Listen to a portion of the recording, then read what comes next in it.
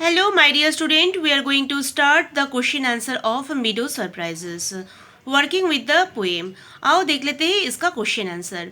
Read the lines in which the following phrases occur, then discuss with your partner and meaning of each phrases in the contest. इस poem में बहुत सारा phrases है, इसका meaning हम लोग देख लेते हैं. पहले है velvet grass. The velvet grass means the soft grass that almost feels like for और वेलवेट. वेलवेट ग्रास का मतलब है नरम घास जो हमें नरम चीज जैसा होता है वैसे ही फील करवाते हैं. Drinking straw. Drinking straw means that it appear as if the butterflies are sipping nectar from the flowers with the straw. Drinking straw क्या होता है? बटरफ्लाई के अंदर एक टाइप ऑफ नाली रहता है. वो जब फूलों के ऊपर बैठते हैं वो नाली या स्ट्रॉ से फूलों का रस चूसता है, उसी को ड्रिंकिंग स्ट्रॉ बोलते हैं. देन है meadows house. The meadows house are a reference of the several houses which inhabit the insects, birds and animals that live in the meadows such as the burrow, nest and mound. Meadows house का मतलब क्या है? जो घासों का मैदान है उसमें भी बहुत सारा घर होता है. वो घर कौन बनाते हैं? इंसेक्ट बनाते हैं, बर्ड्स बनाते हैं, एनिमल्स बनाते हैं. जो एनिमल्स जो घर बनाते हैं मिट्टी को खोद के उसको बूढ़ो बोलते हैं. बर्ड्स जब घोंसला बनाते हैं उसको नेस्ट बोलते हैं. और जो चिटिया है वो जब घर बनाते हैं उसको माउंड बोलते हैं. तो इसी को एक साथ मिलके मीडोज हाउस बोलते हैं. Amazing mound. The amazing mound is a reference to the mount created by the ants as their dwelling place. जो चिटिया होता है वो अपना रहने के लिए मिट्टी को खोद के गोल गोल घर बनाते हैं, उसको माउंट बोलते हैं. ये पोएम में उसी को ही अमेजिंग माउंट बोला गया है. अभी नेक्स्ट है फसी हेड. फसी हेड का मतलब क्या है? Fuzzy heads refer to the heads of the bright yellow flower which have a beautiful texture. जो फजी हेड होता है वो एक डेंडेलियन फ्लावर का हेड का पोर्शन के बारे में बोला है जो बहुत सुंदर से येलो कलर का फ्लावर होता है और वो बहुत ही नरम और सुंदर होता है. अभी very short answer type question में चलते हैं. What kind of surprises could be found while working on the grass. तुम जब नरम घास के ऊपर चलोगे तुम्हें कैसा फील होगा? Working on the velvet soft grass one drives immense pleasure.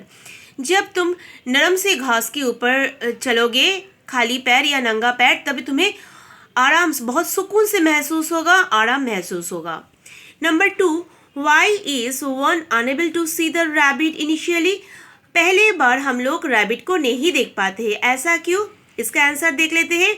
One is the unable to spot a rabbit in the grass because it is sitting very still. Only when it hops it one able to see it.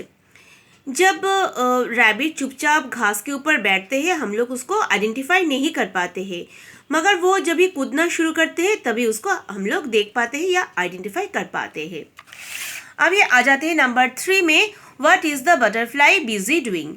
Butterfly क्यों इतना busy है? Butterfly seem to be busy. It's sucking nectar from the flowers. It appears at of the butterfly uses the drinking straw to do so. Butterfly के अंदर एक straw होता है, उसी straw से फूलों का रस चूसता है और इसी काम में वो बिजी है. आओ देख लेते हैं शॉर्ट आंसर टाइप क्वेश्चन में क्या है. Which of the houses are characteristic by the term meadows house. Meadow house का कैरेक्टरिस्टिक क्या क्या है?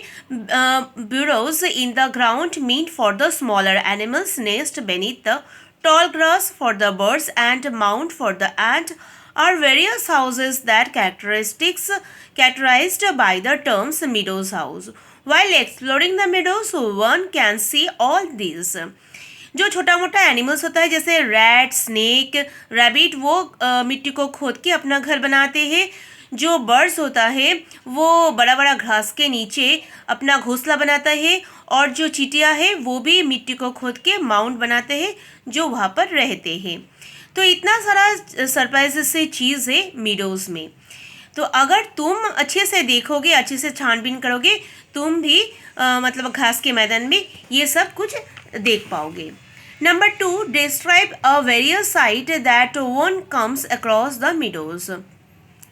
मीडोज में तुम क्या देखोगे इसके बारे में लिखो। In the meadows one came across the various beautiful sight. Meadows में देखोगे तो बहुत सुंदर सुंदर सी चीज दिखने को मिलेगा। One is able to see the butterflies sipping the nectar from the flowers. One encounter the rabbit that suddenly hops in front of you. One is able to see the dandelions transform from the birds of the flower and seek the pleasure of seeing them flutter. Only in the meadows is in the possible to see the burrow, mound, nest, all places placed nearly in the same area. Butterfly जो होता है वो फूलों के ऊपर बैठ के फूलों का रस चूसता है। जो तुम मीडोज में उगता हुआ फ्लावर में बैठ के वो रस चूसता है वो तुम देख पाओगे।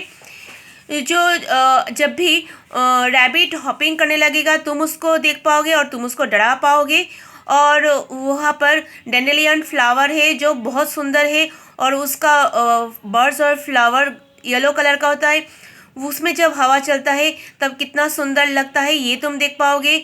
और मीडोज में बुरोज होता है, मतलब एनिमल्स, छोटा मोटा एनिमल्स घर बनाते हैं, चिटिया घर बनाते हैं और जो बर्ड्स है वो भी अपना घोंसला बनाते हैं।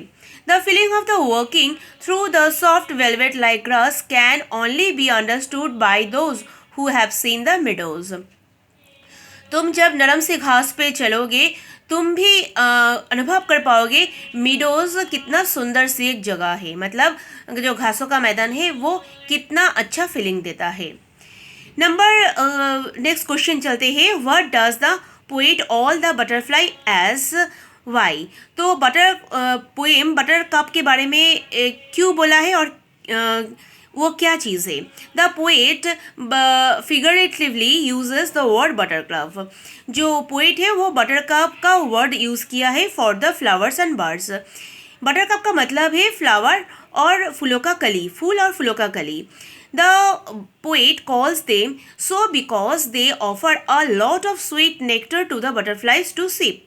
जो बटरफ्लाई वो फूलों के ऊपर बैठते हैं और वहाँ से फूलों का रस चूसता है। अभी आते हैं लास्ट क्वेश्चन में। Short describe of the मीडो surprise. मीडो surprise के बारे में एक छोटा सा डिस्क्रिप्शन दे दो। इसका आंसर देख लेते हैं। Meadow surprises is a poem that describe the beauty of the meadows. The meadows is filled with the velvet grass. There are butterflies, rabbit, dandelion, burrows, nest and mount etcetera. तो यहाँ पर मीडो surprises में जो poet ने घासों का मैदान के सुंदरता के बारे में बोला है। यहाँ पर वेलवेट ग्रास नरम घास से भरा हुआ है। यहाँ पर बटरफ्लाई है, रैबिट है, डेंडेलियन फ्लावर है और छोटा मोटा जो एनिमल्स होता है उसका घर है, घोंसला है और एंड का चीटिया का भी घर है। तो यहाँ पर हमारा क्वेश्चन आंसर ख़त्म हो जाते हैं। तुम लोग ये अच्छे से कॉपी में लिख लेना और पढ़ लेना। Thank you.